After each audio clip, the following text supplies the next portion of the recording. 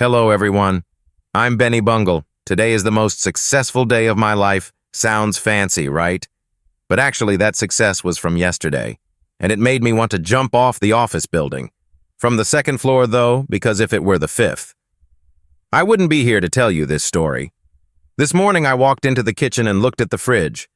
It looked exactly like me, empty cold, and nobody wants to open it. Sometimes I think that expired carton of milk probably has more life experience than I do. I decided to boil a cracked egg, but it exploded in the pot like fireworks. I just stared and thought, wait, even the egg gave up before me. And yet people say breakfast is the most important meal of the day. Sorry, I don't eat breakfast. I'm doing intermittent fasting. Involuntarily. Then I posted a story, cheap coffee fancy filter caption, fuel for the CEO grind. Truth is, I'm just fueling my empty stomach. But whatever I believe, one thing, if your day starts with total failure, the rest of the day can't possibly disappoint. Because surely nothing worse can happen. So I got on the bus, with no headphones. I had to listen to a free podcast, two ladies behind me arguing. One shouted, "You slept with my boyfriend." The other replied casually, "Wait, I thought he was our shared boyfriend. I swear this drama is more intense than the new season of Stranger Things. Short on anything, nah. Short on script, never." The whole bus was dead silent like a church service, just missing a tense soundtrack. I sat there thinking if I live-streamed this, the donations would explode. Some middle-aged guy in front pretended to read a newspaper, but his phone was secretly filming in full HD 4K. Meanwhile, I was torn should I chime in with a script suggestion, or ask for the boyfriend's number to get the full scoop. Seriously, who here hasn't stalked their ex and the ex's new partner on Instagram? Be honest. You all act so morally superior, but who stayed up till 2 a.m. last night, watching two hot TikTokers roast each other live? Honestly, this bus is no different from HBO Max, except the ticket only costs $7. I finally got to the office and the whole room clapped. Wow. Congrats, Benny, on signing your first deal. For a glorious 3 seconds, I thought I was a hero. Theme music playing in my head, Eye of the Tiger. But nope, that was just imagination. Only Anna turned to me not to praise, but to ask, "So what are we ordering for lunch?" That's when I realized I'm not the star employee. I'm the leader of the lunch club. Work here is like a loading bar. We just wait for it to hit noon so we can be reset with chicken rice. Actually, my team has 3 types of employees: the orderers, the contributors, and the oops forgot to pay type. I know what you're thinking. Hey, James, don't turn around and laugh. Yup, I'm talking to you 3 months and still haven't sent the $45 for sushi. Some days, company meetings are even more serious than deciding whether to order pizza or a hamburger. The boss thinks we're brainstorming projects. Nope. We're brainstorming desserts, tea, or cupcake. In a U.S. office, there are 2 questions that determine the whole day. Where's my coffee and what's for lunch? At noon, the boss called the whole team into a meeting. He smiled. Thanks, everyone, especially Jessica. I froze. Jessica. Wait, boss? Are you kidding me? I did that deal. I looked at the boss. He looked at Jessica, and Jessica looked at me, smiling. Her eyes saying, "Thanks for laying the groundwork for me." For 5 seconds, I wanted to jump up and shout, "Boss, you're wrong. That's my work." But then my brain whispered, "Chill, man. You haven't even gotten paid yet. Wanna starve?" So I sat there nodding like a bobblehead dog trying to keep the peace. And hey, don't pity me. How many of you have accidentally let a coworker take credit, then acted all polite? Oh, I'm sure the boss just made a mistake.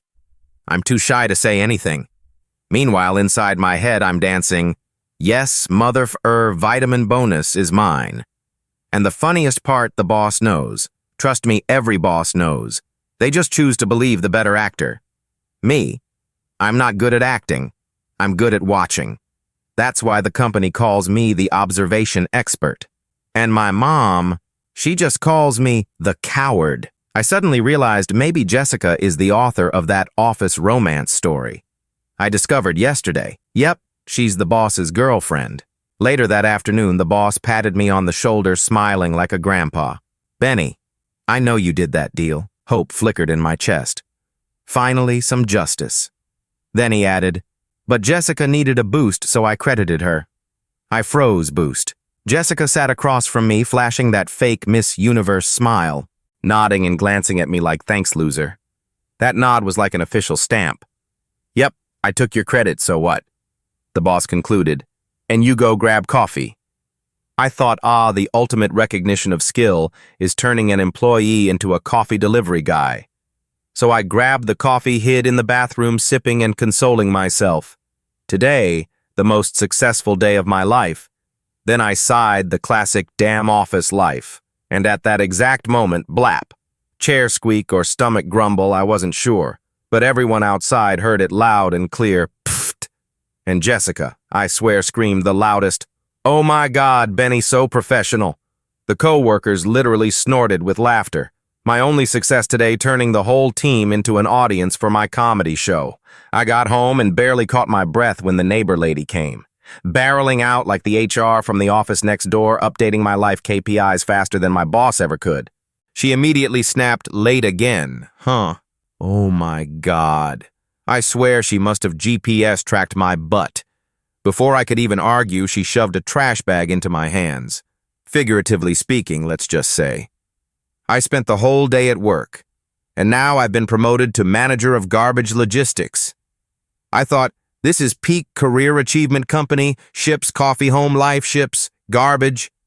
And it didn't stop there. Her dog, the four-legged nightmare, saw me and barked like I was its arch enemy. That bark was exactly like Jessica's voice from earlier. Shrill, ear-piercing, and most importantly, it hated me too. The neighbor chuckled. "He likes you, you know." "Yeah, at this rate I might need a marriage license with the dog tomorrow." Then she added, "Wait, your electricity bill still isn't paid. Right company cut lunch. Home cuts electricity. Minimalist living at its finest. I'm carrying the trash, getting chased by a dog, being scolded by the neighbor. Feels like I'm in a sitcom where everyone has lines except me." Sitting there exhaling. I thought no paycheck yet dignity gone, only this dog is loyal. Loyal enough to bark at me every single day. And honestly, it cares about me more than my boss does. The boss just remembers to order coffee while the dog orchestrates a full bark remix. End of the day, result, coworkers laugh at me farting. Neighbor laughs at me hauling trash, dog laughs.